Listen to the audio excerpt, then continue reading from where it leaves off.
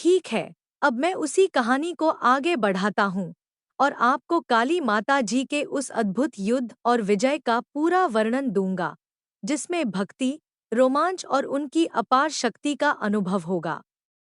यह भाग लंबा होगा, ताकि आपको पूरा चित्र दिखाई दे। काल भैरव की आंखों में लाल चमक थी। वह मंत्र पढ़ते पढ़ते अजीब सी भाषा में चिल्लाने लगा और उसकी हथेलियों से नीली ज्वालाएं उठने लगी। उसके पीछे से कई विकराल रूप वाले भूत प्रेत निकलकर गौरी और ग्रामीणों की ओर बढ़े। लेकिन माता काली के सामने ये सब केवल तिनके के समान थे। माता ने एक गगनभेदी गर्जना की। अरे अधर्मी! तू मेरे भक्तों पर अपने प्रेतों को छोड़ता है? देख, मैं तुझे दिखाती हूँ कि असली शक्ति क्या होती है।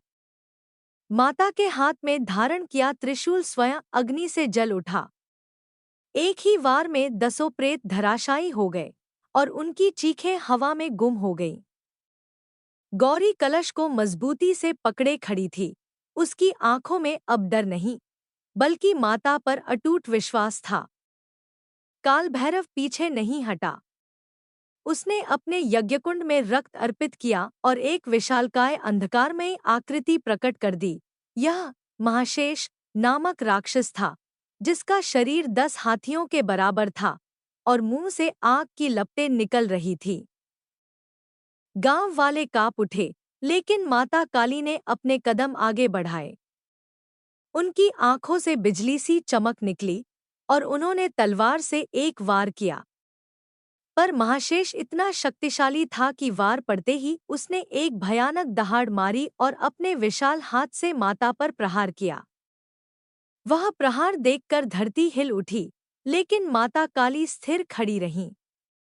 उन्होंने अपने एक हाथ से उसका वार रोक लिया और दूसरे हाथ से उसकी गर्दन पकड़कर उसे जमीन पर पटक दिया। अरे दुष्ट!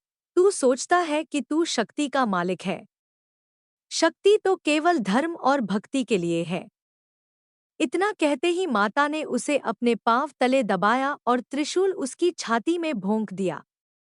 महाशेष की चीख आकाश में गूंज उठी और उसका विशाल शरीर राख बनकर उड़ गया।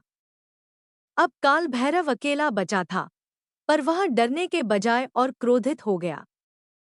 काली, तूने मेरे राक्षस को मारा, अब मैं तेरा अंत करूंगा। उसने अपने गले में बंधी खोपड़ियों की माँ। गांव में माता काली के प्रकट होने के बाद लोग पहले से भी अधिक भक्ति में लीन हो गए। हर घर में दीप जलने लगे, सुबह शाम मंदिर में भजन गाए जाने लगे। वसिष्ठानंद को गांव का पुजारी बना दिया गया और छोटी गौरी मंदिर में रोज फूल सजाती, आरती करती। 1 साल बीत गया, पर इस बार अमावस्या की रात के कुछ दिन पहले ही गांव में एक अजीब सी बेचैनी फैल गई। लोग देख रहे थे कि पास के जंगल में रात होते ही रहस्यमयी नीली आग जलने लगती। जानवर डरकर भागते, पक्षी रात में भी चहकते और कभी-कभी हवा में डरावनी हंसी गूंजती। एक दिन गौरी ने अपने पिता से पूछा, बाबा, ये नीली आग क्या है? क्या कोई राक्षस फिर आ गया है? वसिष्ठानंद ने माथे पर चिंता की लकीरें खींचते हुए कहा, बेटी, यह कोई साधारण बात नहीं है। लगता है कोई तांत्रिक, जो माता की शक्ति को अपने स्वार्थ के लिए पाना चाहता है, जंगल में साधना कर रहा है। गांव के बुजुर्गों ने बताया कि वह तांत्रिक काल भैरव नामक एक दुष्ट साधक है, जिसने कई गांवों को नष्ट कर दिया था। उसका उद्देश्य था माता काली को बलपूर्वक अपने वश में करना, ताकि वह अमरत्व और असीम शक्ति पा सके। गांव के लोग भयभीत हो गए, लेकिन वसिष्ठानंद ने सबको भरोसा दिलाया। माता काली स्वयं। अच्छा, तो मैं आपको काली माता जी की एक लंबी, भावपूर्ण और भक्तिभाव से भरी कहानी सुनाता हूँ, जिसमें उनके अद्भुत रूप, शक्ति और करुणा सबका सुंदर वर्णन होगा। यह कहानी लोक कथाओं, पुराणों और भक्तिभाव की मिश्रित रचना होगी, ताकि सुनने वाला न केवल मनोरंजन पाए, बल्कि काली माता के प्रति गहरी श्रद्धा भी महसूस करे। बहुत समय पहले की बात है, जब धरती पर अत्याचार, अधर्म और भय का अंधेरा फैल चुका था। दानव, असुर और अधर्मी राजाओं ने चारों दिशाओं में अपना आतंक फैला रखा था। गांव-गांव में लोग भयभीत थे, खेत खलिहान उजड़ चुके थे और निर्दोषों की आहें आकाश तक पहुंच रही थी। उसी समय हिमालय की तलहटी में बसे एक छोटे से गांव में एक गरीब ब्राह्मण परिवार रहता था। उसका नाम वसिष्ठानंद था। वह दिनरात माता काली की भक्ति में लीन रहता। उसकी पत्नी लक्ष्मी और उसकी 8 साल की छोटी बेटी गौरी भी माता के भजन गाया करती। परिवार की गरीबी ऐसी थी कि कई बार उन्हें भूखा सोना पड़ता, पर वसिष्ठानंद हमेशा कहता, माता काली हमारी रक्षा करेंगी, उनके बिना पत्ता भी नहीं हिलता। एक रात, जब गांव पर राक्षसों के एक दल ने हमला किया, लोग चीखते भागते जंगलों की ओर भाग गए। वसिष्ठानंद का घर भी जलकर राख हो गया। वह, उसकी पत्नी और छोटी गौरी किसी तरह मंदिर के पास एक नीम के पेड़ के नीचे छिपकर बैठ गए। गौरी डर के मारे रोने लगी। बाबा, ये लोग हमें भी मार देंगे, अब माता कहाँ है? वसिष्ठानंद ने आंसू पोंछकर कहा, बेटी, जब भक्त संकट में होता है, तो माता काली स्वयं प्रकट होकर उसकी रक्षा करती है।